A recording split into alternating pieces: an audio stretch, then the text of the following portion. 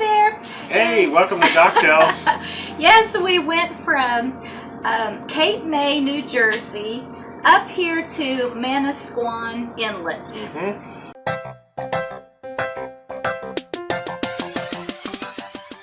We stayed in Utches. Here's here's the Docktails. Here's to us. And we were at Utches, and of course, if you saw the planning portion of this video, well, you've seen the Docktails, where we basically have some time to relax, and it was crazy.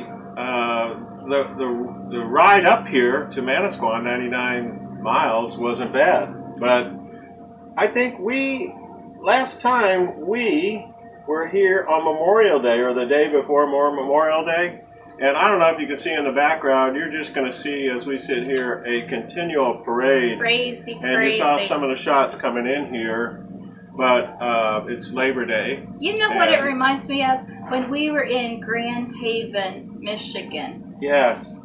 Going down that parade channel. of boats, yeah. It was crazy. That was on a weekend too, and there was just a parade of boats. So what we asked was, Hoffman's has a Hoffman's East and a Hoffman's West. We asked to be here at Hoffman's East so that we didn't have to contend with there's a railroad bridge down here.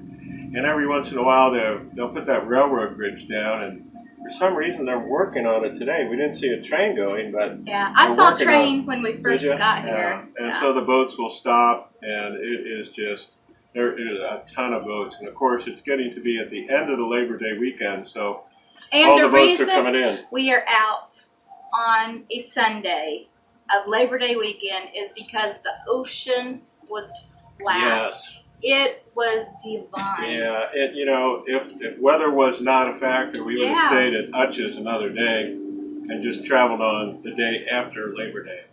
Right. But the way it is That's that the way it is. weather was good. Getting in here, like I said, just a parade of boats. But one of the things about this place is we asked, hey, could we get a T-head or a side tie, because we knew the winds were going to be a factor. They said, oh, come on into the fuel dock first. So we said, well, we don't need fuel.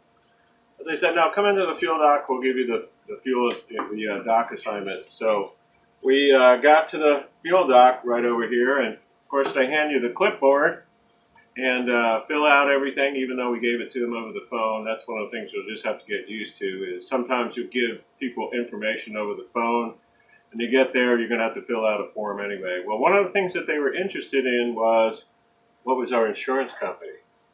And so after we figured out, okay, we put down what our insurance company is, then they said, oh, here's your slip. It's going to be here. And if I could explain this to you, is that we had a direct crosswind of about 15 gusts to 20 knots. You can see the flags. Maybe you can see the flags out there, but and a stern in with a port tie. So not only do we have that, but we had boats out there passing us, causing us wake to get in here, but somehow, miraculously, we got the here's to us sterned in. We didn't hit anything, we didn't break anything, and didn't have to write a check. Pay for a boat. Yeah, didn't have to pay for a boat, yeah. Would you say, out of all the dockings you've done, where does this fall in the most challenging? This falls definitely into the top 5, maybe the top 3 most challenging dockings I've had on the Great Loop. And really, you really do need to read up about this inlet as you come in here. There's lots of things to read on it. But, we made it. And so here we are, having Docktails with goldfish for gold loopers, I guess, is what we're having here. But later we'll go up for some dinner. Yeah. And plan to get out of here early. We like having Docktails with other loopers. But as you can see, there's no other loopers. Just us. There's here. Only fishing boats around here. And so we look forward to the day when we will join some other loopers on the Great Loop.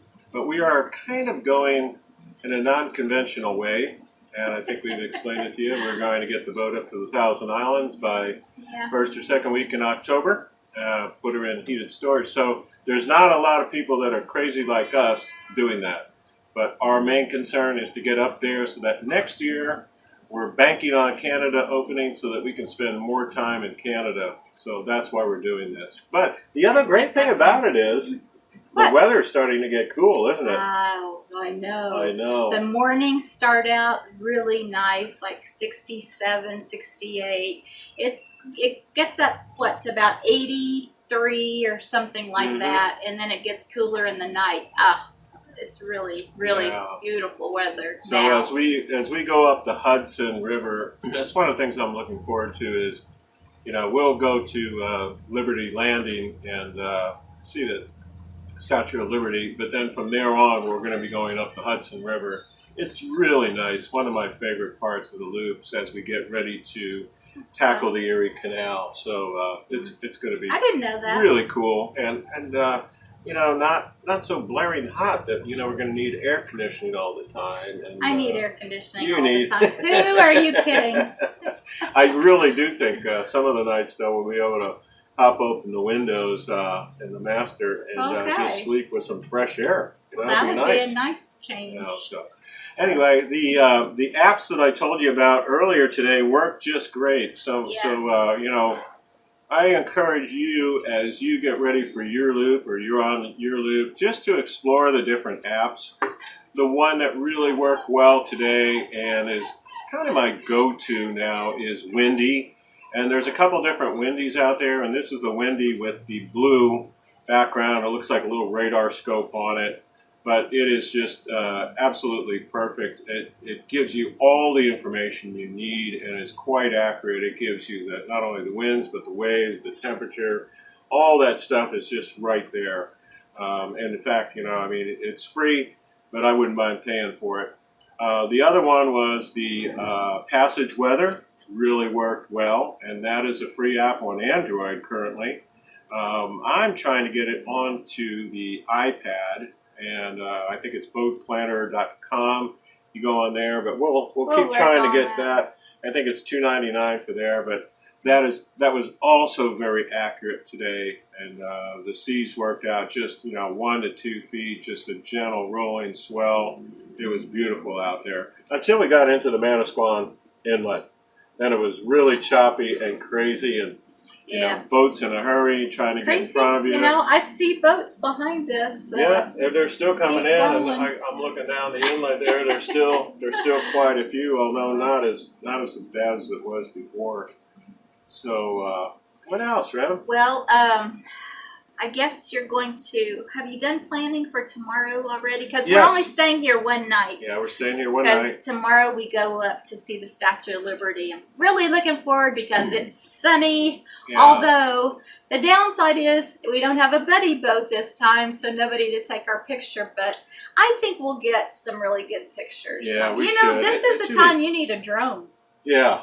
I know. That would be. That is definitely on my list to get a drone. Then you could. I don't know if they allow drones around the Statue of Liberty. I know, probably not.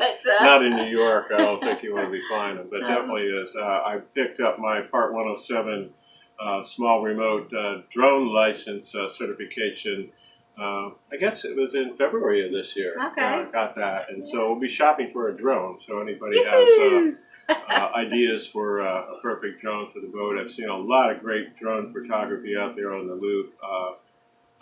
What was it? Sabbatical. Yes. He does just such an awesome job. I'm going to have to give him a call. Yeah, look for his YouTube channel. They awesome. did the whole loop on that. Yeah, with the drone. Just cool. Super drone footage. So, and that would be great to have in Canada, although I don't know.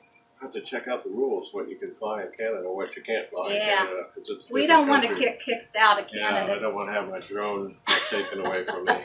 Don't take my drone away from me. Well, but looking forward to. So, did you plan already, or? Yeah, I did plan already. Okay. One of the things that coming up here is it's 5 hours of pretty much just driving. The boat is driving itself pretty much up there, and just looking out for other boats. That's our trip tomorrow, 5 hours? No. Today, during the 5 hours, I did the planning for the next 2 legs and also coordinating with the marinas and making sure we can get in. But the weather looks absolutely fantastic as far as, being able to see Manhattan, because last time we couldn't see Manhattan. Yeah.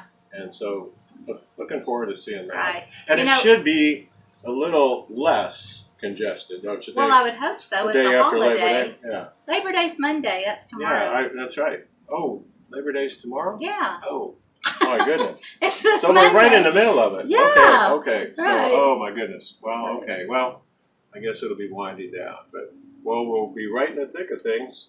Labor Day and the Statue of Liberty. Yeah. I've lost track of time. Yes, you have. Yeah.